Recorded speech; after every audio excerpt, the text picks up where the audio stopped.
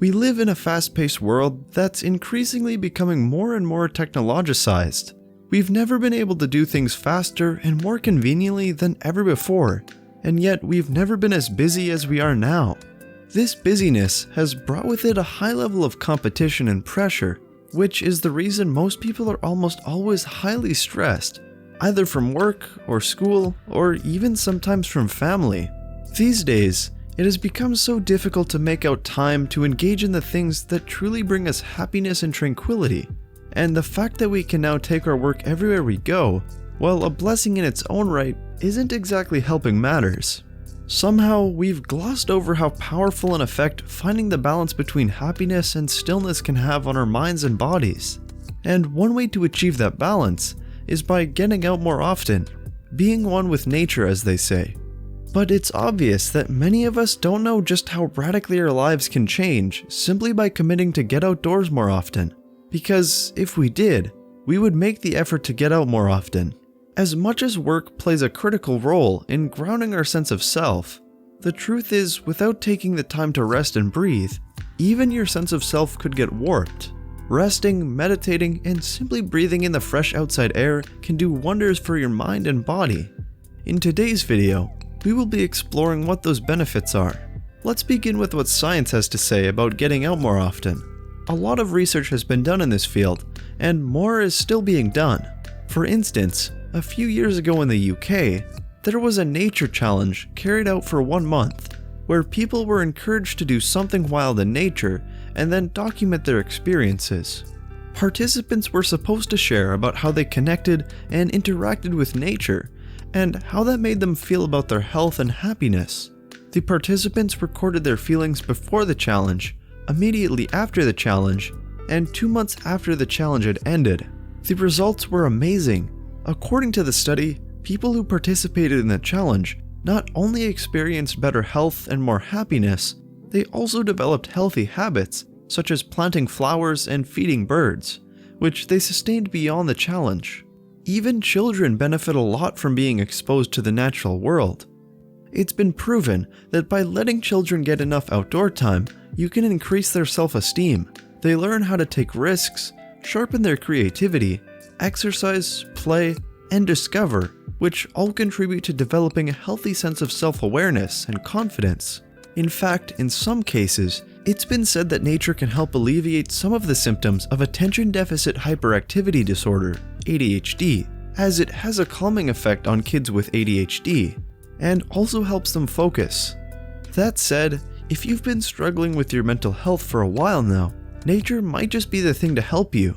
There have been cases of people with anxiety and depression recovering from these issues, or at least learning to manage and control their symptoms just by interacting with nature. Of course, this is not to say that nature is a miracle cure for all illnesses and diseases, but there sure is a lot to benefit from interacting with it. Dr. Miles Richardson, head of psychology at the University of Derby, explains that the evidence is heavily in favor of getting out more. By exposing ourselves to nature more often, we can reduce hypertension, respiratory tract infections, and cardiovascular diseases. We can also improve our overall vitality and our mood. But even more importantly, he alludes that there's something about being one with nature that just helps you derive more meaning, satisfaction, and happiness from life. This is why, for many, being in nature is something of a spiritual practice. You can make a spiritual practice of taking long walks in nature while practicing mindfulness. Research shows that the waves produced in your brain when you take your walks in nature are similar to the waves your brain produces when you meditate. Our ancestors already knew this fact thousands of years ago. Nature has a lot to teach us, not just about life, but spirituality as well. For instance, the changing seasons are a metaphor for the highs and lows of life, while gushing streams remind us to go with the flow.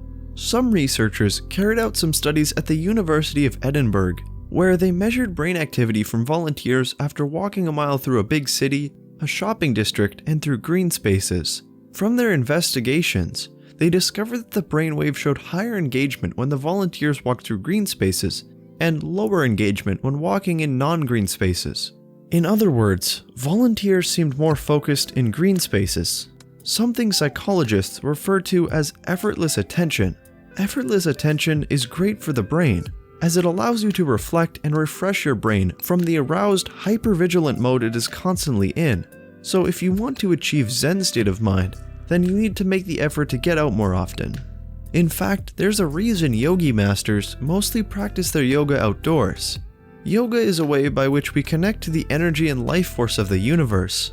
In fact, one of the meanings of yoga is unison. That means a connection between you and nature, and it's often the disconnect between nature and the universe that causes harm to us and the planet. If you know anything about yoga, you know that many aspects of yoga involve practicing mindfulness and being at one with both nature and the universe. That is why most of the asanas, that is the positions in yoga, reflect aspects of nature like animals or trees. Although most of us practice yoga indoors, yoga was actually born in the woods. Yogi masters observed natural laws, the environment, the animals, plants, the 5 elements, and even humans, and this birthed the practice of yoga. So if you really want to reap the maximum benefits of yoga, try practicing your yoga outdoors. Trying to connect with nature and the universe while being in nature definitely cannot compare with doing the same indoors. In fact, not many people know this, but there's such a thing as nature deficit disorder, a condition that can cause certain adverse conditions, both physically and mentally. When you spend time in nature, your body produces certain beneficial chemicals known as phytoncides, which have been proven to improve immune function and lower blood pressure. And so if you're always spending time within the 4 walls of a building, shuttling between your car, shop, house, and office, your body is obviously going to suffer for it. Even your mood will suffer for it.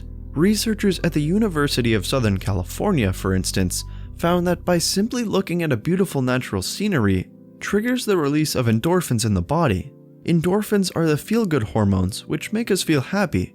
They can also help to reduce pain and give us better sleep. So try going for a run or taking a hike every once in a while, or whenever you feel down. The activity will get your heart pumping and lower your stress levels. In fact, research has proven that more than 7 in 10 people suffering from depression will feel better after interacting with nature for even a short amount of time. This technique is currently being used in psychology as a form of therapy and is referred to as ecotherapy. It is already getting popular in the mental health community as it is yielding appreciable results.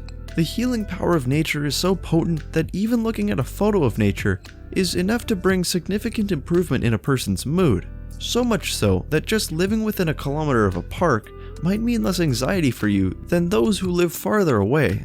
Another reason you should consider practicing yoga in nature is that it revives your senses like few other things can. You get to catch the scent of real flowers, hear the movement of water with your ears, and see the endless sky with your own eyes. Even the opportunity to see long distances and take in the natural colors of light is great for you, much better than constantly absorbing blue light from your screens. And with your skin absorbing the beautiful warmth of sunshine, you not only feel better on the inside, you glow and look more beautiful on the outside as well. What are other benefits of interacting with nature? You get to appreciate Mother Nature by spending more time with her. This one is pretty straightforward. If you spend most of your time outdoors, you'd love the outdoors more and become her biggest fan. You'd be more inspired to save her. There was a study published in the Journal of Environmental Psychology, which showed that people who spend more time in nature were more likely to be eco-conscious and engage in eco-friendly behavior compared to those who don't. Our planet is having big trouble with issues like global warming hanging over our heads like a death cloud. However, it will take people more in tune with the environment to change things and to save the planet. And if you've been looking for a way to shed some weight, you could ditch the gym for the outdoors instead. There are many ways to keep fit by spending your time outdoors. You could go kayaking, take a brisk walk at the park. Hiking is also a really good way to shed some weight, and you could even do a full workout routine outdoors as well. As you can see, there are several reasons and several ways to enjoy Mother Nature in a way that is beneficial for you. We hope you enjoyed this video. The question now lies with you. Are you ready to be more zen and enjoy all the benefits we just talked about? Then it's time for some lifestyle changes. Try making the effort and let us know how it works for you. Don't forget to like this video and subscribe to the channel if you found it helpful. See you in the next video.